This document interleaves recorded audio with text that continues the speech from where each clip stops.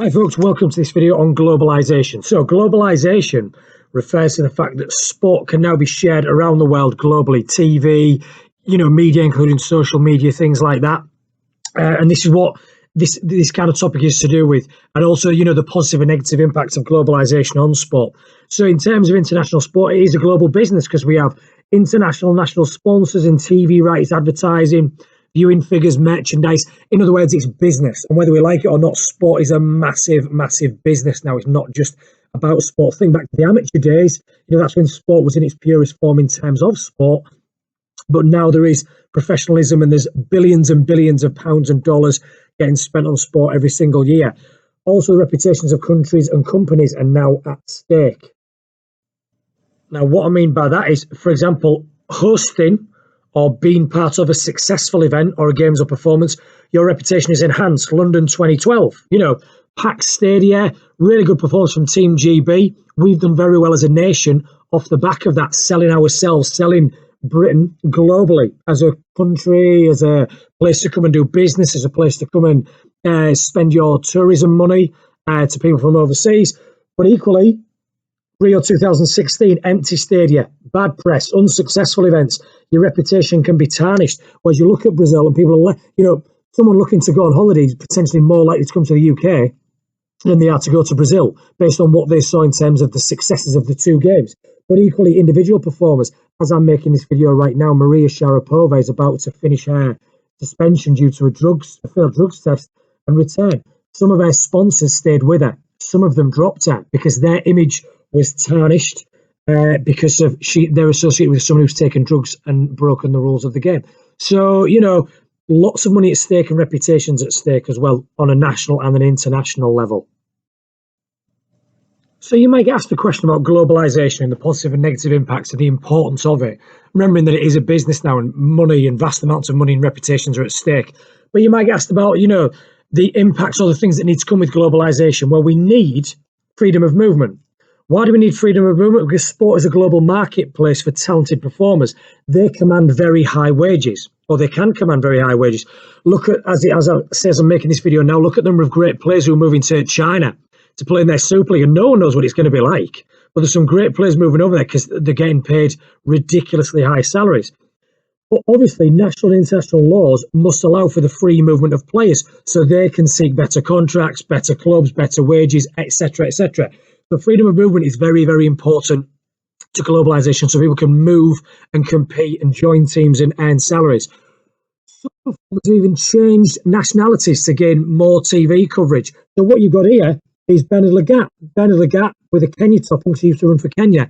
But he changed nationality to America to enhance his media coverage, to enhance his sponsorship deals. So that is like, someone changing nationality in order to get better salaries, better wages. You might think that's unethical, but he's free to do that. That's what these modern laws allow. Anyone can gain citizenship in another country if they're heading to that country. We also have the movement of spectators as well. Because we've got this freedom of movement, we can now have better travel to global events such as the Olympics, World Cups, Ashes tours, Lions tours. And it's all been created by relatively cheap air travel compared to what it was 10, 20, 30, 40, 50 years ago. So all this happens, and the reason I put Messi on there is this kind of puts globalization's context. Practically everyone on the planet knows who he is, yet he plays for a Spanish club. So because of TV and social media and advertising, sponsorship and the freedom of movement, everyone knows who Lionel Messi is. And as we've mentioned already a few times, the media is absolutely massive in terms of globalizing sport. We all can't travel to watch sports events, but media coverage gives us access to it. Now, many people originally feared TV coverage. They thought it was going to kill sport. Why would you want to go watch it live if it's now been shown on TV? So the thought that TV would dramatically cut live spectator numbers. However, it was the 60s, really. 1966 World Cup in this country and the Rome Olympics in the same decade. They were the first to really go live, show live broadcasts and live events and live games. And instead, it sparked a dramatic global interest in sport. This is taking place right this minute now on the other side of the world, and I can watch it as it happens. It actually sparked global interest. What is the media now? Well, TV, we have live broadcast highlights, advertising. We still have the printed press, papers and magazines, radio, local, national, international. But two of the most growth ones recently, websites and social media. You can watch things, we can tweet and we can put, live. Facebook, I've seen plenty of games being being broadcast on Facebook Live, things like that. But also we're getting more and more documentaries about, sport. And actually movies made about sports stars, which again is making sport increasingly more global. And this image here represents what the entire thing is about. It's often called the Golden Triangle. So you could get questions about the Golden Triangle and stuff to do with media. And obviously media is on this Golden Triangle.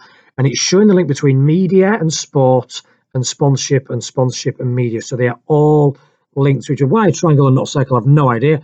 But, there's three things. So the obvious thing is to go for the triangle. So what we're going to look at now is, what does this Golden Triangle mean? And what the positive and negative impacts of this Golden Triangle. Sorry.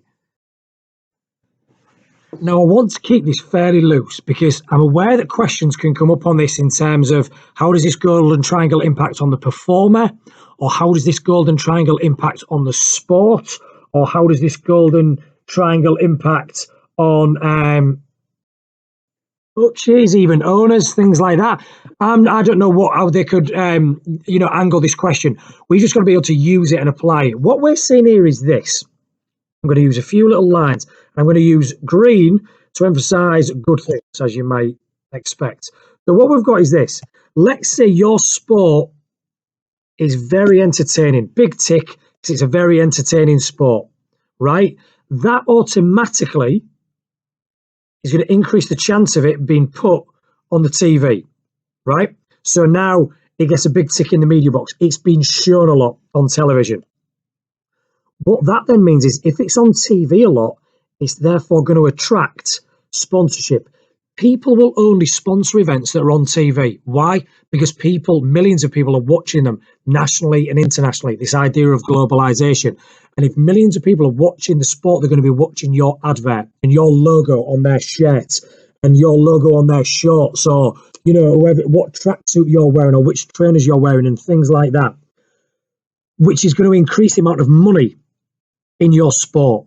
So if there's more money in the sport, that's going to make the sport richer, and it's going to make the sport more entertaining because you can buy more players, you can pay for better facilities, you can pay for high standard of coaches and things like that. So this then continues to feed itself. The sport, again, as the sport becomes more entertaining because the standard's being raised, because you've invested more money into it, it's going to be shown on TV even more, which is going to attract even more sponsorship, which is going to make the sport even more entertaining, which is going to put it on TV even more, and so on and so forth. So it keeps going around and around and around. And that's this idea of this Golden Triangle and how the three are linked. But let me get rid of those, because remember, it's not all fantastic. Well, let's say your sport is a small minority sport, or your performer is underperforming, or your performer has just been found guilty of a doping violation or cheating or match fixing, i.e., or let's take the sport of cycling, reputation being dragged through the mud because of all the people have been found guilty of doping, and athletics with the Russian scandal. In other words, the image of your sport or your performer is not now that great. The chances are, and the dangers are, that is going to reduce the amount of media coverage, because people don't want to watch sport that they don't think is believable. They don't want to watch people that aren't role models to them. If that sport is then being shown on TV less, that is going to reduce the sponsorship in that sport. And as a result, that is going to reduce the money and the investment that goes into that sport. So you are now on a spiral of decline. So like I said, this could be like a cheat or a sport that's been dragged through the mud or something like that. But equally, this is the pressure on teams to qualify for the Champions League in terms of football. This is the pressure on athletes to qualify for the Olympic Games and the World Championships. If you don't qualify in your sport, you are on TV less because you're not going to be shown at these major events. Therefore, you are ultimately going to attract less sponsorship money. Apparently, the rumour is when Man United first failed to qualify for the Champions League, they automatically lost approximately £53 million in sponsorship deals by not qualifying for the Champions League. That is the power of being on TV more of having a greater media presence. So that means £53 million less in sponsorship, which means £53 million less to invest in players, in wages, in salaries, in equipment, which again, in theory, will reduce the quality of their performance, which will then reduce the chance of qualifying next year and therefore reduce their media coverage even less. So there's big pros, there's big cons to this golden triangle. So I'm going to finish now by putting a few things up around here about what we've just said there. Try and verbalize it so you've got something visual that you can see and maybe use to answer key questions. So some of the main big advantages, if you ever ask a question on, the impacts of this triangle, the big benefits of this triangle are we can create role models through greater media coverage. And that can be different genders, ethnic backgrounds, races, religions. So we can really, really give people aspirations out there globally. And you remember, this is about globalization. So no matter what your background, you can watch people like you play this sport successfully. It's also going to lead to greater levels of sponsorship, as we've said. The more media coverage, the more sponsorship you get. That's money that can then be invested into grassroots. So getting young kids active all around the world. But equally, that's money that can be invested into facilities, into performers, into coaches to, again, as we said, raise the standard of that sport, make it even better, make it even more attractive. That's then going to make the sport increase in popularity even more. And so you get more media coverage and things like that. But equally, as a result, we've got really good new formats of sports. I love 2020 cricket. I wasn't the biggest fan of test match cricket, but 2020 cricket was brought in to make cricket more attractive to the media and more attractive to sponsors. And you've got the IPL, you've got the Aussie Big Bash, and we're going to try something similar in England as well. Hopefully that'll work. And sponsorship, as a result, can bring more sports into the limelight, make more sports mainstream. So finally, then, the downsides of this triangle. Yes, we can, as I've put it there, increase the number of role models and things like that. But generally, the media and sponsorship only ever focuses on the high-profile sports and the high-profile performers. So if you are not high-profile, chances are you're not going to attract the media and you're not going to attract the sponsorship. Look at Wimbledon. It's always Djokovic and the Williams sisters and things like that playing centre court and court number one and Murray. But, your players ranked well outside the top 50 are not going to get that chance to play on court number one or centre court in front of the TV cameras. Therefore, they're not going to attract the sponsorship. So that's part and parcel of it. Sponsors can also affect the timings and formats of events. So, if you look at many of the Olympic events that take place, they are put on a schedule so that they are on TV prime time in America, because that's where the biggest TV audience is, and that's where the most people are going to be watching your advert and your sponsorship. So events and structures and formats are actually altered to suit the needs of sponsors rather than the needs of the sports. I was thinking out loud here, but the recent changes, how many teams is the World Cup going to now? We're massively increasing the number of teams in the FIFA World Cup. Now that FIFA can say whatever they like, that has been done purely so that this sport, football, can be seen in even more countries now, even more people watching their national teams play in the World Cup, so that the brands, the logos, the sponsors can be seen in more countries and by more people, so more money can be brought in. It's the sponsors and the brands at the heart of this change to the World Cup. It's money that's at the heart of the change to the World Cup. So that's, a current example of that. As a result of that, players, clubs and spectators, you're restricted to certain brands and products. You've got to buy that in Nike or Adidas because that's who makes your team's kit or whatever it is. So you're restricted to certain brands and certain loyalty to certain companies. But there's also is a big one, a massive increase in the pressure to succeed if you want to be seen on TV more and increase your sponsorship more. Well, that's going to lead to things like cheating, drug taking, match fixing, because you've got to win. I've got to be successful or I lose all my funding. So there's deviancy there, there's negative deviancy. But there's also a big issue there of media intrusion on decision making. So replays, third match officials, it all slows the game down. Now, you might argue that doesn't that increase the quality of the game because you're getting the right result? Yeah, it's a big plus to it, but it does intrude on the actual on-pitch antics, on-court antics, where the umpire used to make all the decisions, the referee used to make all the decisions.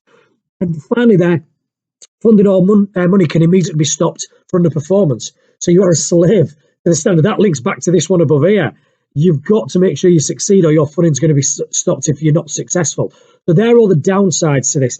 So, this is quite a big area. You could get a question on the impacts of this triangle, and you've got to think about the impacts on the sport, the performers, the countries, and things like that, both positive and negative. Hope you found this video useful, folks.